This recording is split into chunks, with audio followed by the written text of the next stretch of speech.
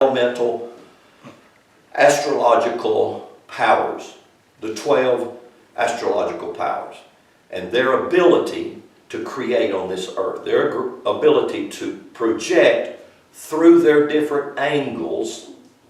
See, like the angle of Aries is always in the morning. The angle of Aries is between 6 and 8. And at that angle, the sun hits the earth. It has a different ability or creative power than it does when it's up at 12 noon, between 12 and 2. That would be the sign of Cancer, the lungs.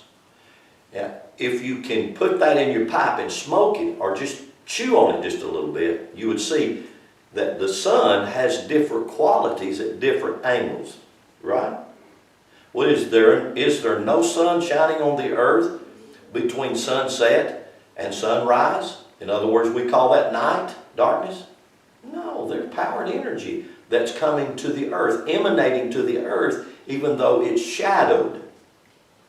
You hear what I'm saying? It's just shadowed, but it's still there. It's still there, okay? So, when I'm talking about the mothers, in ancient Hebrew, there were called three mothers, and the three mothers overshadowed everything, and they were the Aleph, the Mem, and the Shin, and those were called the three mothers out of the Hebrew alphabet. And from that three mother concept, everything come forth. And the way it did, it used a word in ancient Hebrew, and the word in ancient Hebrew was Amar. Aleph, Mem, Resh. Amar. Everybody say Amar. Amar. It's almost like Amare. You heard that? That's Amare. Amar. And so I want to talk about the Amar. I'll do it this way. And you know what this is. This is what is called in ancient Hebrew, this is called the Kabbalistic tree of life. So if we're talking about the tree of life, this is the tree of life. And in this tree, if you'll notice, there are 1, 2, 3, 4, 5, 6, 7, 8, 9. There are 10 circles. Those are called 10 sephiroths. In Genesis chapter 1, there are 10 times the word said is used. 10 times in Genesis chapter 1. Okay? Now I'm laying you a foundation for everything that unfolds, just like a domino. Everything that unfolds from Genesis 1, when you look at it from the ancient Hebrew, everything that comes forth from that is revealed throughout the rest of the books and many other books. Not just these that we have in this book we call the Bible, but many other, a plethora of books. And many times you have to have many of the other books. Like for instance, in the book of Genesis and the book of 1 Samuel, it talks about the book of, gosh, it just went,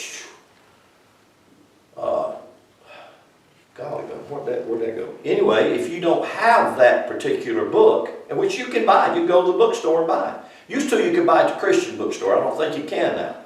Used to you could. 35, 40 years ago, I actually bought it at a Christian bookstore here in Dalton. Years and years ago.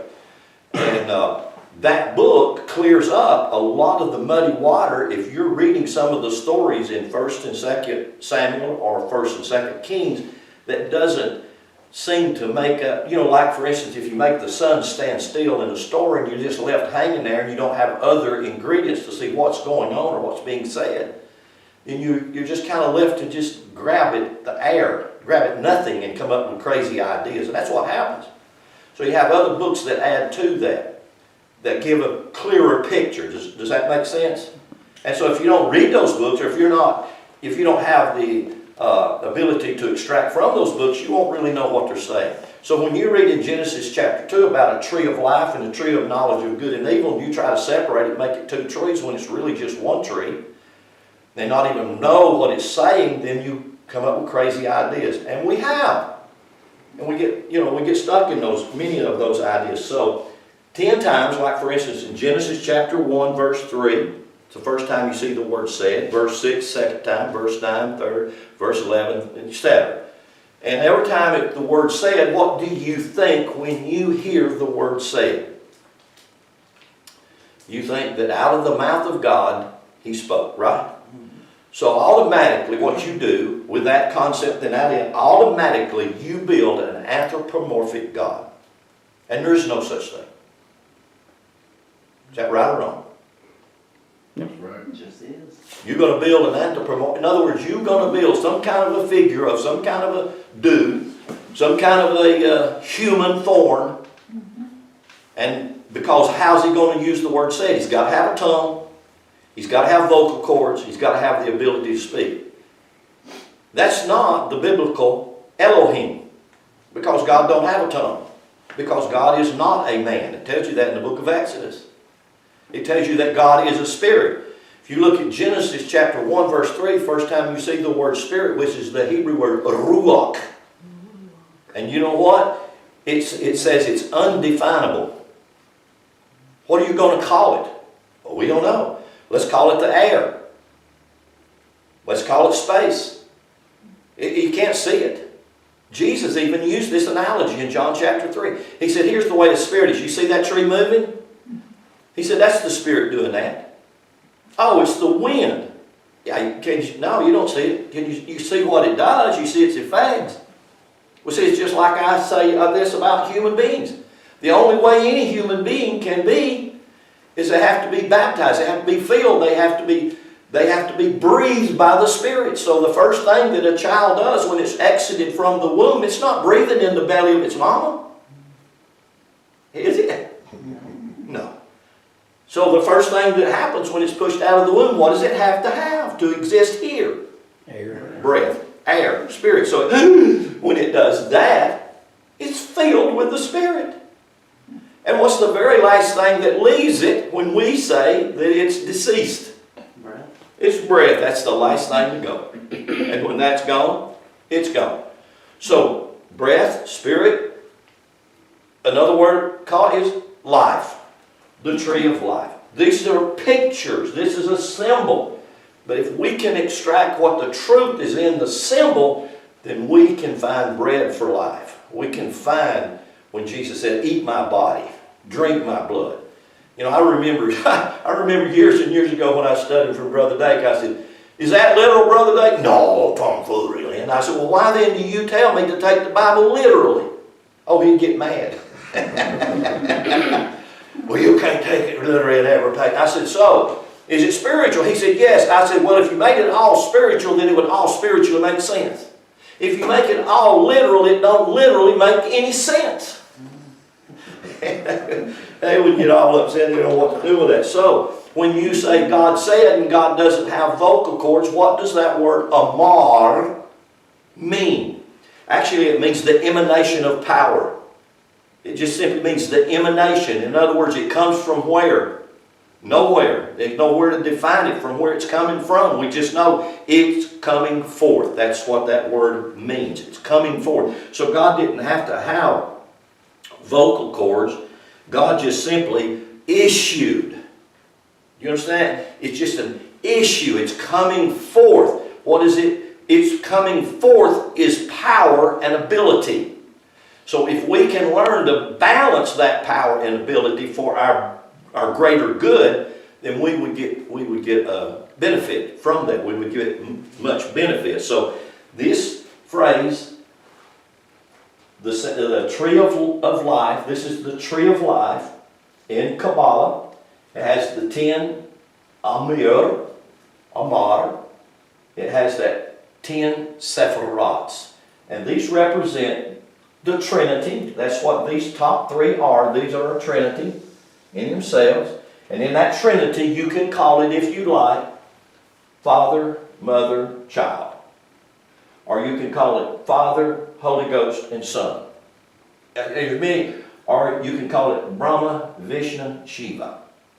Or you can call it Osiris, Isis, and Horus. All of these names and terminologies I'm giving you are different cultures' idea and concept of this energy we call Elohim, God. It always is shown in a threefold manifestation. And I know, I'm praying that this will be, and this not be confusing. I know that sometimes it is. And here's how it is. It starts out with this center. This one is called Keter. The very top one. The first one is called Keter. Or, in other words, it's the crown. It's the crown. It's referring to the crown of the head. The top of the head, which is referring to the top of the head, which is referring to the brain. And the thing about the brain is it has a left and right hemisphere, does it not? And in that left and right hemisphere, it has a male side and it has a female side. Does it not? Yeah, everybody knows that. So, you are a Trinity because this is how you start out. This is how you begin to... Matter of fact, the very first thing when that seed penetrates that egg, and just within a few days, just within hours, that seed begins to build a brain. It does. I mean, that's just a biological fact. Lunchtime, you old fart.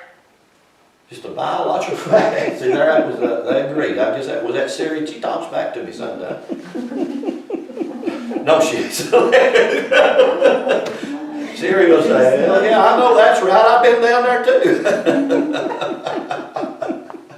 They're watching us. They're watching everything we said. Somebody said that I got, what Curtis said, he put one of my things on TV, on YouTube or something, and it got kicked off or got banned. I must have said something political in it. I don't know.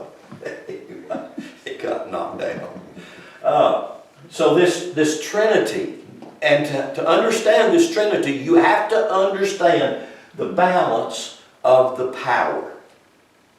You have to. And we start out like this. I want you to see this, something else that we're going to pull on this in just a few minutes. This is the astrological wheel, and I'm going to call that the horizon, the horizontal mark. And on this side of the horizon, on this is where it always starts right here. This would be called sunrise, and this is also called Aries. And its symbol, its picture, is that. Aries. Its symbol, its picture. So it's the head.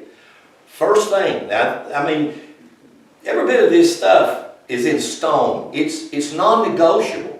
You can argue it and fuss about it, do all you like to do, but it's in stone.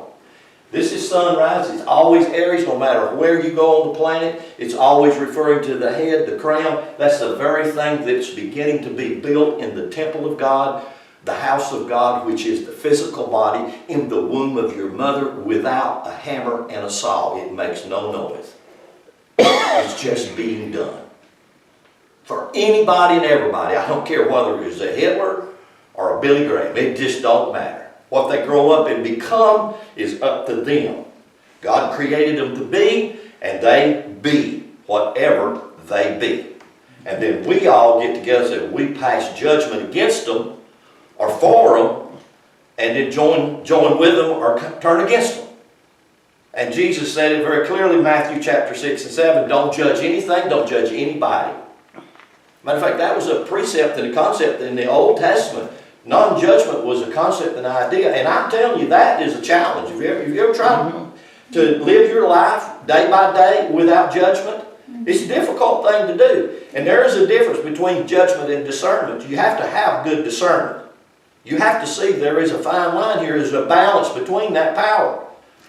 But judgment doesn't do anything other than boomerang. You know, if you're going to pick up stones and throw at somebody, you're going to have to realize most stones are a boomerang. They're going to come back and hit you in the back of the head.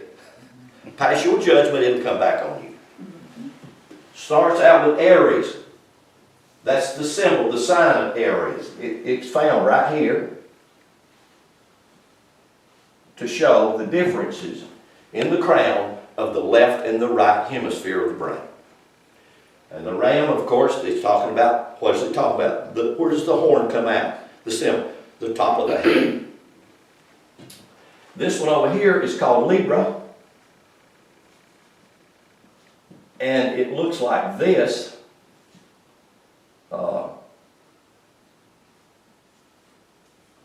It looks like that, sort of. And it got called the scales of judgment. That's what it got called. And so here is where we begin to get off track, because it's not the scales of judgment, and that's how we look at it. I mean, that's in the courts of law now. You'll see those scales up there. It's the pelvic bone. And this is probably the most important, even so above this one. But if you look at Aries, there's two sides to Aries, a left and a right. If you look at the pelvic, there's two sides to the pelvic, a left and a right. And if you have a problem with balance or walking, then you won't walk straight. You'll walk crooked, or as they say in the South, crookers. Right? In other words, you walk off balance. That's exactly what I was talking about a little while ago when I said, if you get intoxicated, you can't walk straight. That's how they say, well, you're drunk. You're off balance. But if we call it and Libra is, if you follow the powers, the astrological wheel, if you follow the astrological wheel, everything about this wheel will build the physical body. You'll have the head, the brain. You'll have Leo, that's referring to the lower neck, the lower brain, the shoulders. This is where I'll do it myself. That Leo stubborn bull. Then you come up here and you'll have Gemini, the twins. It's the right and left. Your physical body's divided that way. Just cut right down the middle, and everything's on the right is mirrored on the left. Everything on the left mirrored on the right. Period. It's just that way. And you'll come right on up in here. You'll have Cancer of the lungs. You'll come around through here. You'll have Leo, the lion, the heart. You come over here to Virgo. You'll have the abdomen, the womb, your strength. And you come right here to Libra, from which your two legs. And you come all the way around the same until you get to right here. And what have you got right here? Pisces, the two fishes. Your feet.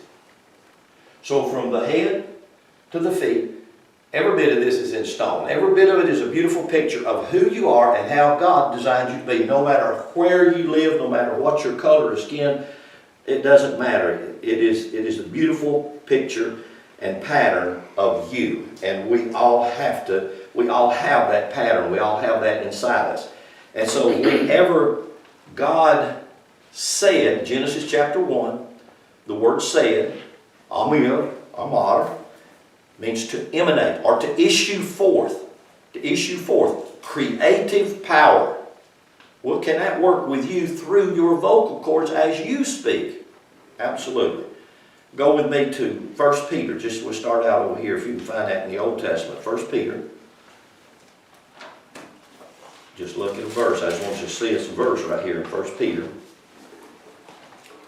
Which we know it. I think most of us probably maybe can quote it. Many of us can probably quote it. But nevertheless, it won't hurt nothing to look at. It's in the New Testament.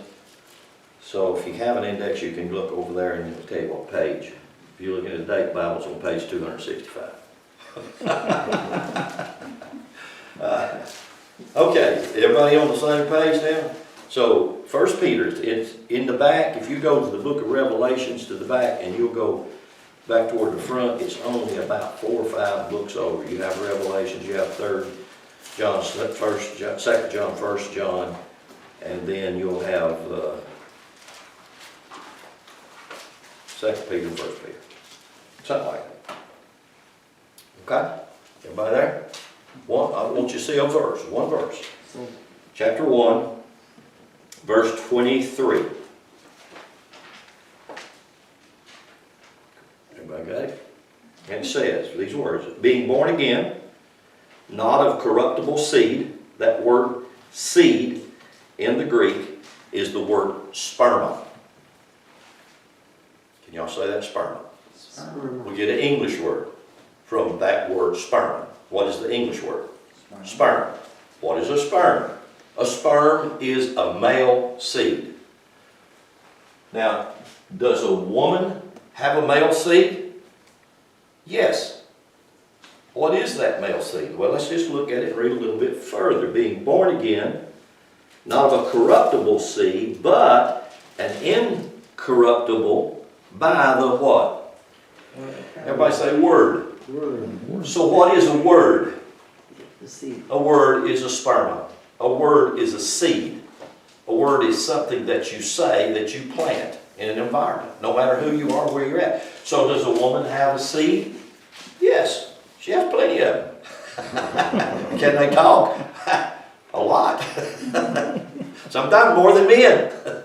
Sometimes not. Not throwing any stones at anybody. I get in trouble, but you understand what I'm saying. So are words important? Oh, absolutely, yes. And do you have to find an importance in the balance of words? Yes, absolutely. And only you can do that. This is not something that you're made to do. This is not something that you just believe. Well, we believe this. We believe we got to say certain words. You can say any kind of words you want. It's your word. It's your word. What does your word plant? Does it grow? Yes. Yes, you have to come to realize that. I remember years ago in Charismania, when I was all blown up in Charismania, I heard one of the charismatic preachers say something about paying attention to your words. And when he's using an analogy, he said, well, I'm sick. And he used an analogy like, are you really, or do you want to be? And I said, no, I really don't want to be, but I say that I am. Well, is my word planting a seed that I'm going to be sick? It could be. It could be. I'm talking about balance here now.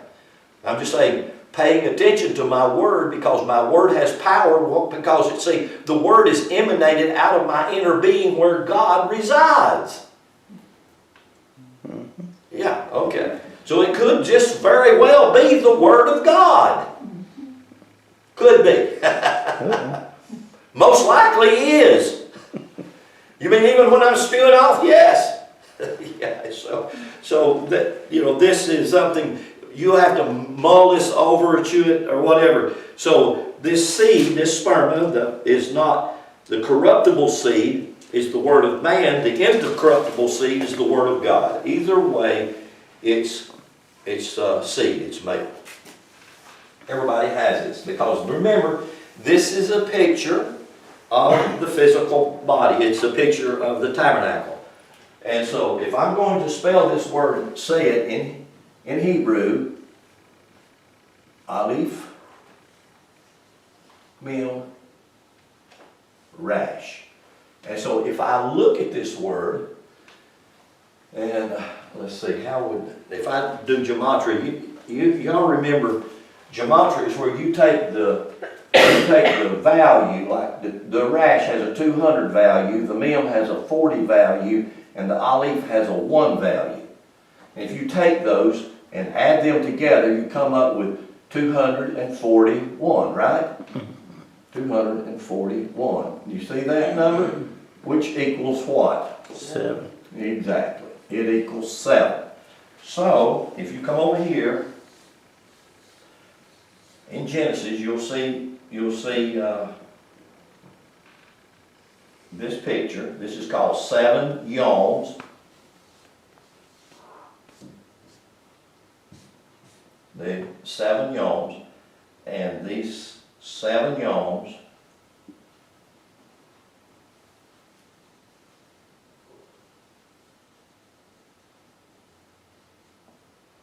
and the word in Hebrew, yom, means facets of life. Or it's translated also for the word happy life. Or it's translated in Psalms 91, I think it's verse 14, with long life. The word long life is yom. So it's translated that way many places. Long life, happy life, extended life, full life. Has to do, again, the tree of life. So when you remove the Trinity, or not remove it, you actually take the Trinity and deposit the Trinity in the tree of life. How many sephirots do you have here? 7. You have exactly 7. The same number as 7 is actually the number of man. And we call it the complete number. We call it the perfect number because it is.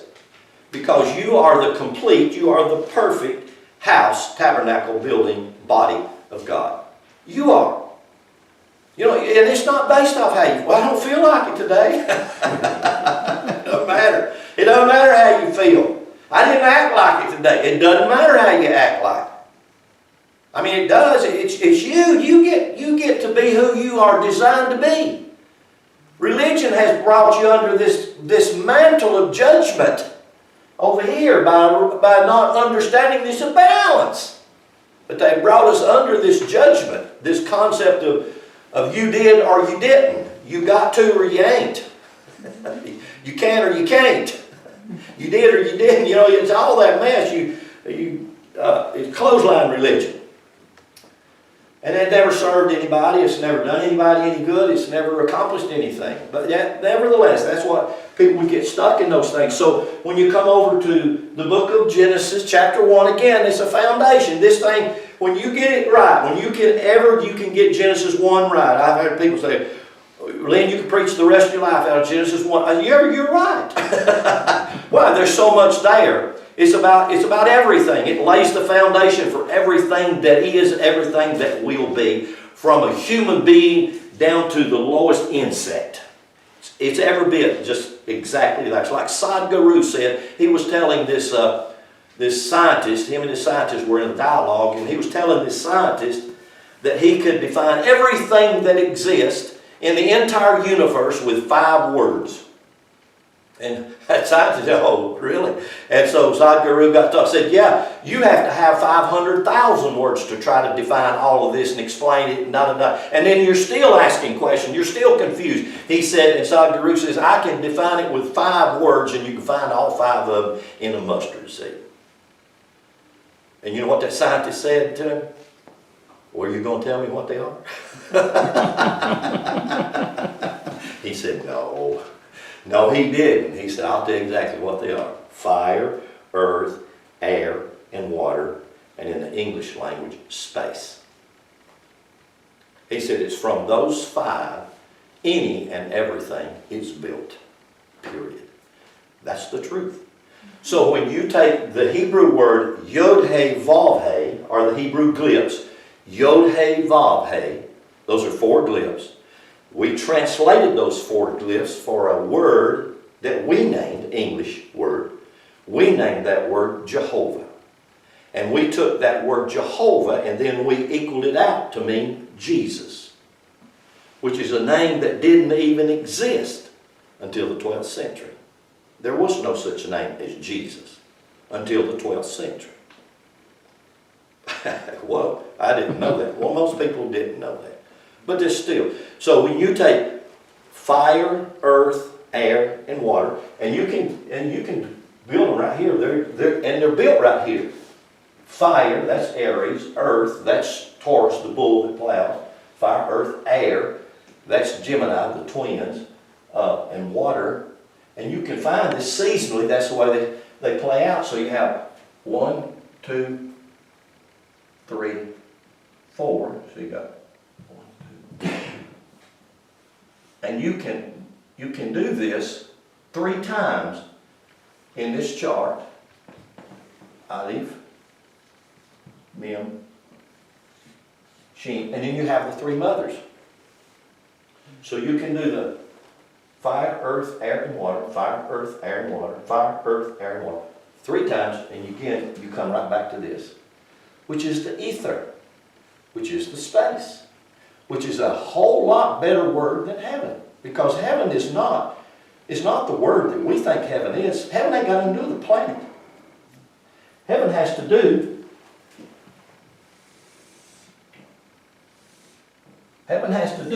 with this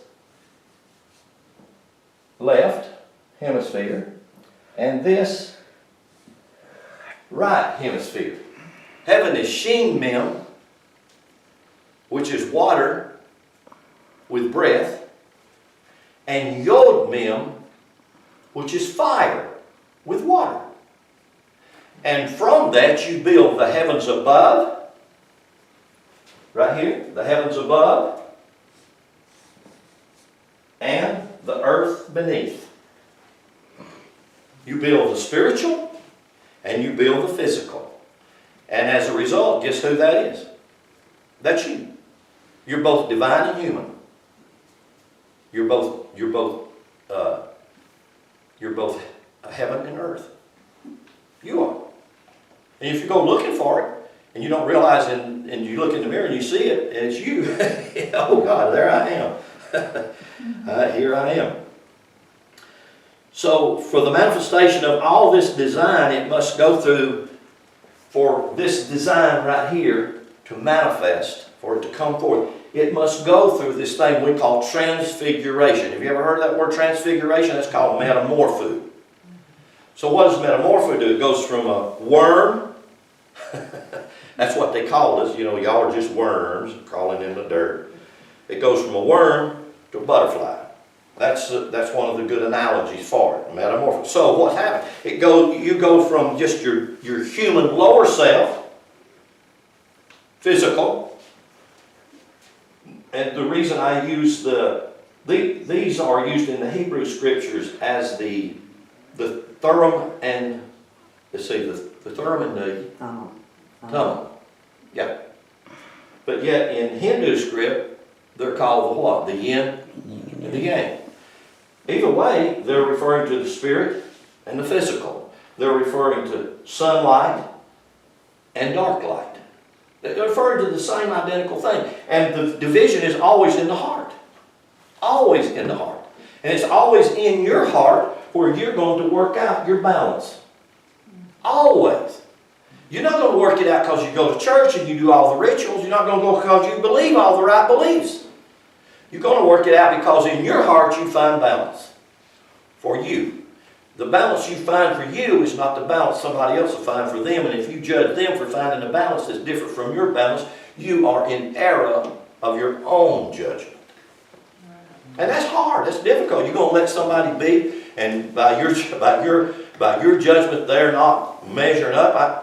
I'm guilty. I don't know. I'm guilty. I have to watch myself. I get caught guilty of this, sad to say, on a regular basis. Why? Because it seems to be that's my normal function. That's my normal operation. I want to read you something out of this little book right here. See if I can find it. Transfiguration. He says, and this is written by a guy by the name of J.F.C. Fuller. I think he was born in 1874 and died in 1947. So he's been dead for several years. And the title of this book is The Secret Wisdom of Kabbalah. So it's a little book, and I'm reading something out of something in it to resonate. Don't Google it and buy it. It may not be worth what you paid for it. It does say a few things that's worth extracting. Okay, so he says, finally, transfiguration can only be accomplished through action. I wrote a word in place of his word action. And I wrote this word right here, dance. And the reason I wrote dance is because dance, if you're dancing, you don't have a destination. You ever seen anybody on the dance floor that says, okay, we'll start here and we'll wind up over there? Did anybody do that? Linda, you're a big dancer. Did you ever get on the dance floor and say, we're going to start here, but over there is where we're going to wind up? No. Why? Because dance is an experience. It's not an action where you're going to do something. That's exactly what people do. Oh yeah, you're up there doing, but you're experiencing things. And so it's a complicated concept and idea until you get it. And if you begin to get it, you begin to realize, I'm dancing through life. I'm not struggling through life. Most everybody's struggling through life. Warring and battling and trying to get there. And as long as you're warring and battling and struggling, you're not dancing. Because when you dance, you settle down. Why? It's a happy experience. It's something you want to experience. You want to enjoy it. So you're enjoying the journey. Well, if you're struggling, you're not enjoying it. Right? I'm working my ass off here, y'all. I'm trying my best to get there. And the more you work, the harder you try to do it, the harder it seems to be, right? Yeah. But if you're just dancing, you're just going through the day, enjoying it, experiencing it. You have to realize my experiences are not all good. Sometimes they're horrible. Sometimes I've created through my own imaging. You understand what that is? That's imaginations. That's what a cherubim is. I thought a cherubim was an angel.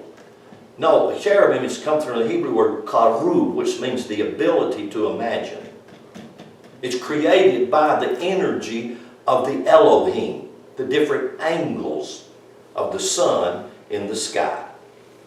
Gives you this ability to imagine. Have you ever imagined something that you wished you hadn't imagined and can't get rid of the imagine? And it just haunts you and over, and you say, oh, what the hell, I don't want to think this no more. And you think it, and then you think it's real. And then you act on it, and it ain't real. And you're in trouble now. I know that don't happen to you. That happens to me.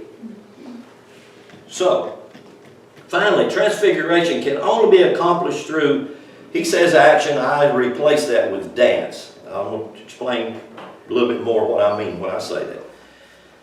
Is accomplished through dance. That is through will to think or to stop thinking. That's what the dance is. The dance is centered in your will, not somebody else's will, not somebody else's want to. It's centered in your will, and your will is your ability to do for yourself. To think or stop thinking. The world we live in is a world of activity. A conflict. That's his word. And that's what most people's word would be. A conflict. It's like I told y'all, years and years ago, I used to meet down here with a bunch of the men. I don't remember, Bruce may even come down with us sometime. And we would go out there at 6 o'clock in the morning, from 6 to 7, we're going to pray for an hour. And generally what we call praying is we would either express ourselves in other tongues, or we would start fussing at the devil. Devil, I bind you, I command you to be loose, I command you to, and just go off. And for 1 hour, as hard as we could go, tried to do it at least that long, for 1 hour we just commanding and loosening and binding and, everything in the whole world, bless God. Conflict. And that's exactly what we taught people, and that's exactly how we acted. We got to war the great war. When we finished the battle, we won. Hallelujah. If we don't fight the war, that don't work, folks. That keeps you struggling. But if you get out there and you realize, hey, this is a dance. I'm out here to enjoy. I'm out here to experience this. So I'm changing this word from conflict to this. It's a dance. And here's what he says. I'm going to say it's a dance between light and darkness. And the reason I say there is no conflict between the sun in the daylight up here, or above this mark right here, sunrise, and this mark right here, sunset, and all this up in here is daytime, and all this down here is nighttime. There's no struggle, there's no war, there's no battle going on with the sun in daylight and dark, night and day. There is none. It's a beautiful dance. It's smooth. It's not jittery or jerky or any other kind of thing. It moves smoothly and powerfully. It is a dance between light and darkness. It's a dance between knowledge and ignorance. It is a dance between good and evil, or in other words, your right and your left. This is what I'm talking about when I'm referring to balancing the power, balancing your ability to be. It's a dance. It's a swirling energy. And I do like that because many times a dance can be a swirl, because in a dance, you're not always just moving forward. How many of you recognize many times in a dance you're moving backwards? Have you ever moved forward and said, oh God, I'll take 1 forward and 2 backwards? I know y'all never said that. Oh no, that's the story of life. 1 forward, 2 backwards. I seemed like I crawled out of the hole and fell deeper in it. Now if we learn to dance, we begin to realize, oh, it's an experience. It's some marvelous experiences. So, He said it's a swirling energy, a nebular force, a stellar force, a planetary force, a human force. It is a world of perpetual revolutions, a cosmos, a chaos, a void, a spark of new thoughts, and then once again a cosmos, a chaos, a void, and a shadow of dead thoughts. Nature abhors a vacuum. Hence, life is the plenitude which fills it, a plenitude which of necessity can never stand still. Each true thought, a thought full of light, which flashes on the darkness which surrounds it. And I'm going to tell you, if the thought didn't have the darkness to shine itself into, neither one would be. They require each other. See, where did I get to here? Nature abhors the vacuum.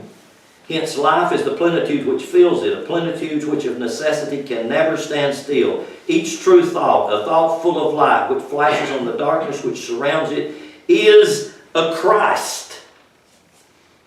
See, and we just done so much with that word, it's hard for us to think of a thought as a Christ. Because see, we go, there again, what did we do? That's a man's name. No, it ain't. They told you it was a man's name. You know, it comes from the word Christos, which actually means an unction and an anointing. And that anointing actually flows through the center column of balance. That's why it says, that's why you have this Libra. This Libra has the center column. That center column is your nerve column that flows from the top of your head to your pelvis and to the soles of your feet. And it carries all of your experiences in it. All your nerves. Oh, my nerves is on the edge. It's a Christ unto this world. When three such thoughts, one in the physical realm, one in the moral, and one in the intellectual or spiritual, simultaneously flash forth, then a messianic age is begotten. This is a threefold deliverance which the world is waiting on.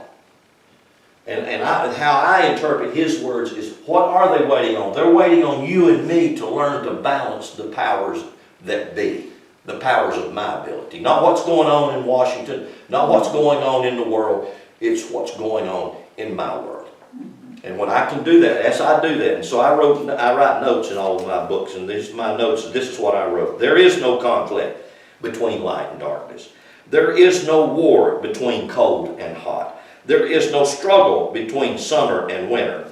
A man and a woman on a dance floor are not in a ring fighting each other. They are moving in creative fashion. And so your masculine and your feminine are not battling with each other. They're moving in a creative fashion. And learning to find peace and learning to settle down in that creative fashion is where you and me come to that place where everything is okay. Everything is going to be fine. No matter how the battle looks and no matter how far the struggle is going on, it's going to be okay.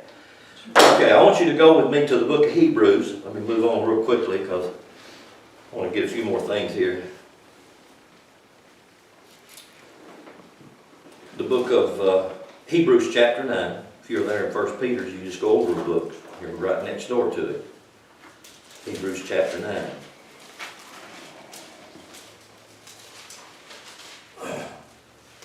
So if I were to take Aries, let me show you Aries. I'm going to do it right here on my little man. Okay. These are the 7 yawns. This is dividing him, separating his right and left hemisphere. And then I do it right here.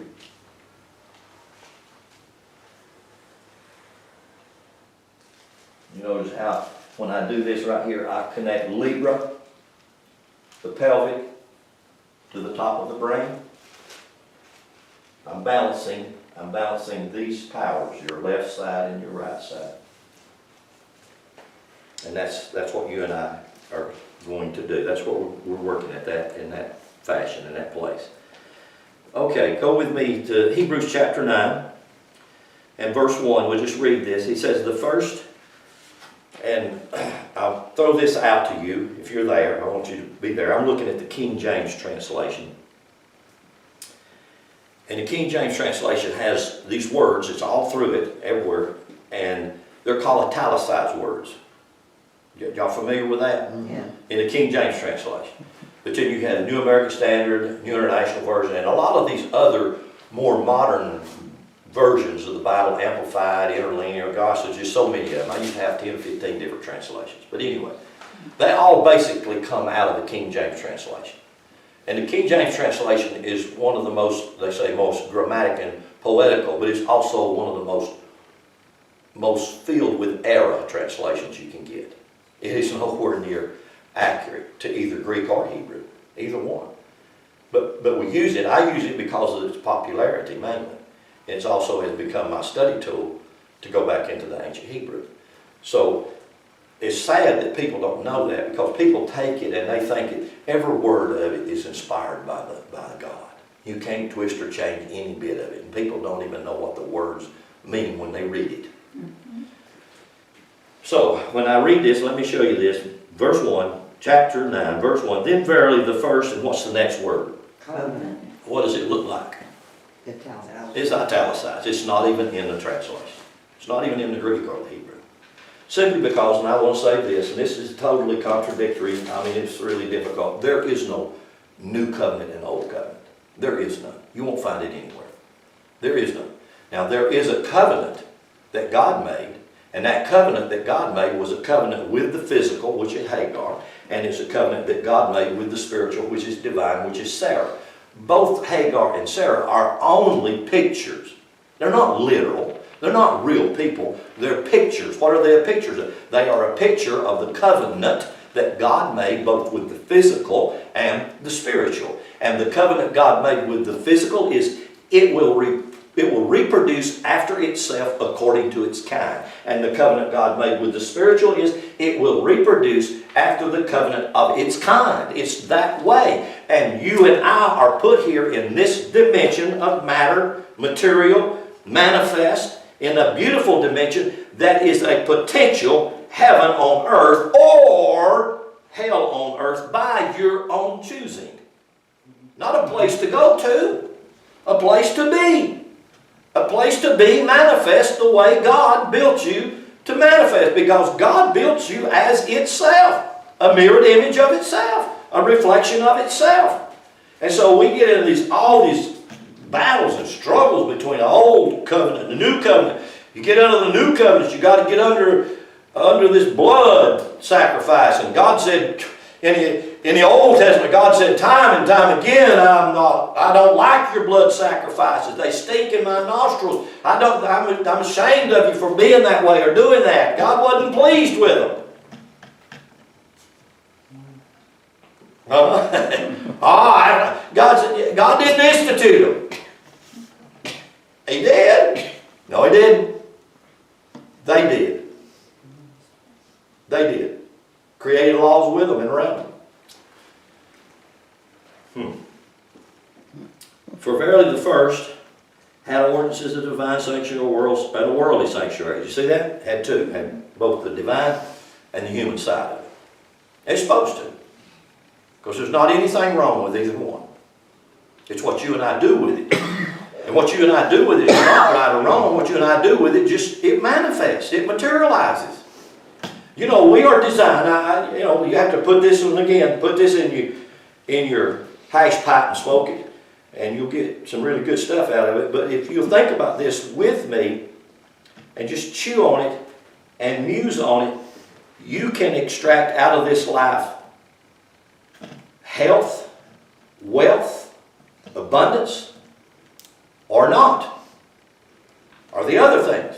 How is that? Well, look at Moses. Moses, his name, Moshe, that's his Hebrew name. Mem Shin He, Moshe. Actually, it means drawn up or created from a water base. And that's the story of Moses, isn't it? He come forth, and what's the first thing you do? They draw him up out of the water, out of a basket. That's what his name means. It's a type of you and me. Moses' life is a type of mine and your life. And it says that he was 120-year-old. His eye was not dim, nor was his vigor abated.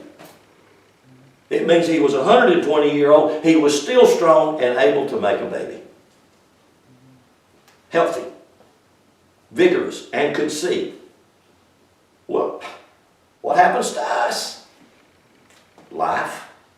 Life comes in, runs over us, we let it take advantage of us, and then lo and behold, we got to get old. But it's not designed that way. It's designed if you want to live it at 120 years and lay it down. That's perfectly fine. I'm thinking that would be, to me, I would rather embrace that idea than to say, oh, dear God, I'm just going to get old and decrepit. No, I'm too old to do that. That's your choice. I'm saying that it's a choice. I'm saying life is given to you as a choice, and we can make good choices or we can make not good choices. Or you could say bad choice. I just say not good. It's just not the right choice. It's not the best choice you could make. And you have that opportunity. I have that opportunity every day. Every day gives me a choice. Okay, verse 2 says, for there was a tabernacle. The first was wherein was a candlestick and table of showbread, which is called the sanctuary. After the second veil, the tabernacle, which is called the holiest of all. And you can see this right and left here in the tabernacle and everything in the pictures. These are all pictures. You know, they tried to go and find this stuff and they ain't never found it because they never will find it because it never was literal. It's like looking for the tabernacle of Solomon. They can't find it. Well, we're going to dig it up one day. It never was. It's a mythology. It's a type. It's a mirror. Oh, da-da-da-da-da. Okay, verse 4, it says, which had a golden censer and an ark of the covenant overlaid round about with gold, wherein the gold pot that had manna and Aaron's rod that budded, and the tablets of the covenant. And over it the cherubims. You see that word cherubims? That's the Hebrew word kadrub. And that word kadrub, the cherubim, the kadrubs, the word means imaginary figures or ability to use your imagination. Do you know the first place that you see this word? It's not right there in Exodus that's where most people say, oh, that's where we find these cherubs. And you remember what the way they draw this out. They draw this out, the Ark of the Covenant, which is actually the mercy seat. And right above this mercy seat were these guys, and they spread their wings. Oh, this one got real excited. He spread his wings a little too far. They spread their wings out over.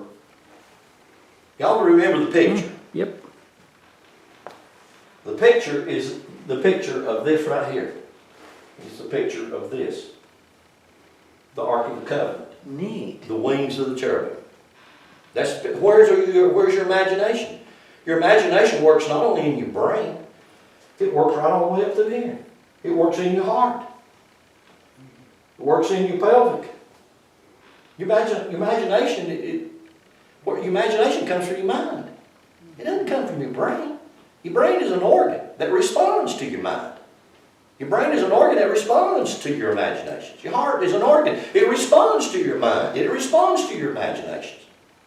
Do you see that? Do you understand that? So this is what he's saying. This is what he's talking about. And over it laid him out with the golden shadow of the mercy seat, which we cannot speak of particularly. Go with me to Exodus chapter 25. I'll quit right here. This is where we will see the picture of this. Actually, if you wanted to, you can go to, well, just go to Exodus. I'll just quote you this. I'll just quote you this or read it to you. But you go over to Exodus. I'm just reading you to this mistranslation of Genesis chapter 3. Mistranslation. Because you remember, God created Adam and Eve. That's what we said. That's what we thought. But actually, God created Esh and Esha. Which Esh and Esha is not Adam and Eve. Esh and Esha. Esh is the fire side of your brain, the seed side. Esha is the female or the womb side of your brain, the creative side. And that's exactly what those two words mean. That's the word for man and woman in Genesis chapter 2. The word for woman in Genesis chapter 2 is not Eve. Eve don't appear until the end of the 3rd chapter. She's just not there. Okay? It's the man and the woman. It's Esha and Esha. That's fire and the womb for fire. Because the male seed is born in fire, which is light. That's what gives birth to the seed, light. And the seed is manifest in the womb for light. Okay?